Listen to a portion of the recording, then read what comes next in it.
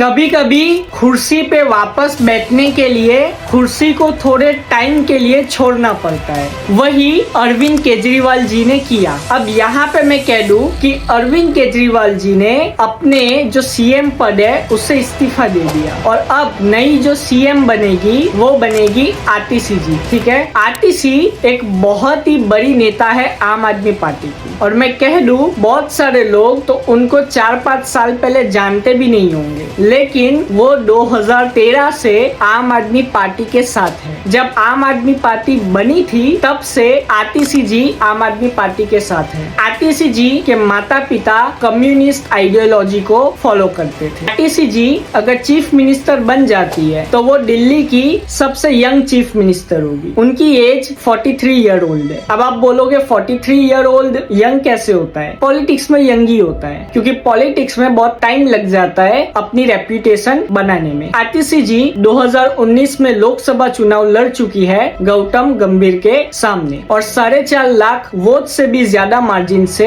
हार चुकी है। उसके बाद 2020 में उन्होंने दिल्ली असेंबली इलेक्शन लड़ा था, उसमें वो 11,000 वोट से जीत गई थी और वो एमएलए बन गई। अब आतिशी जी सुर्खियों में तब आई जब मनीष सिसोदिया जी को जेल में डाला गया। मनीष सिसोदिया जी को जैसे ही जेल में डाला गया वैसे ही आतिशी जी ने आंदोलन चालू किए और बहुत कुछ किया। आतिशी जी ऑक्सफोर्ड यूनिवर्सिटी से पढ़ी लिखी है और उनका जो मेन फोकस है वो हमेशा से ही एजुकेशन पे रहा है और वो एजुकेशन पे ही ज्यादा जोर देती रही है। जब मनीष सिसोदिया जी गिरफ्तार हो गए तब भी उन्होंने जो एजुकेशन मिनिस्ट्री थी उस पे बहुत ध्यान दिया और वो एडवाइजर भी रह चुकी है मनीष सिसोदिया जी की। यहाँ पे मैं ये कह दूं जब केजरीवाल जी गिरफ्तार हुए उसके बाद आतिशी जी पे बहुत सारे पोर्टफोलियोज की जिम्मेदारी आ गई और उन्होंने वो जिम्मेदारी बहुत ही अच्छे से निभाई। यहाँ पे बहुत सारे लोगों के मन में ये रहा होगा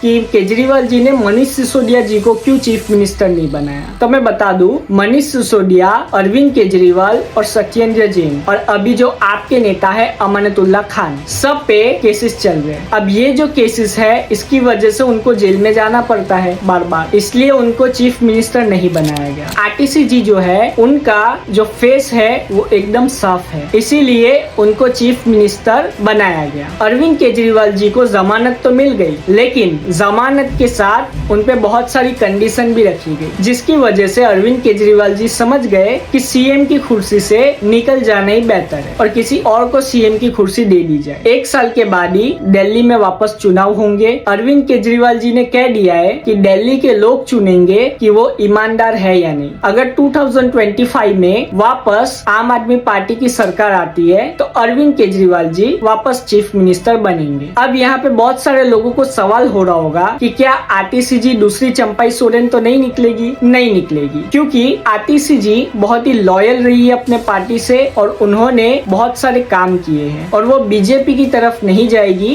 क्योंकि उनकी आइडियोलॉजी की वजह से। उनके माता पिताजी की आइडियोलॉजी कम्युनिस्ट आइडियोलॉजी थी और वो भी शायद कम्युनिस्ट आइडियोलॉजी को ही फॉलो करती है, तो वो बीजेपी में तो बिल्कुल नहीं जाएगी। इसके लिए आतिशी जी सबसे सेफ ऑप्शन थी अरविंद केजरीवाल जी के लिए और इसीलिए अरविंद केजरीवाल जी ने आतिशी जी को चीफ मिनिस्टर बनाया। आगे का प्लान क्या होगा ये तो आगे ही पता चलेगा। आप अपनी राय कमेंट में जरूर बताएं। जय हिंद।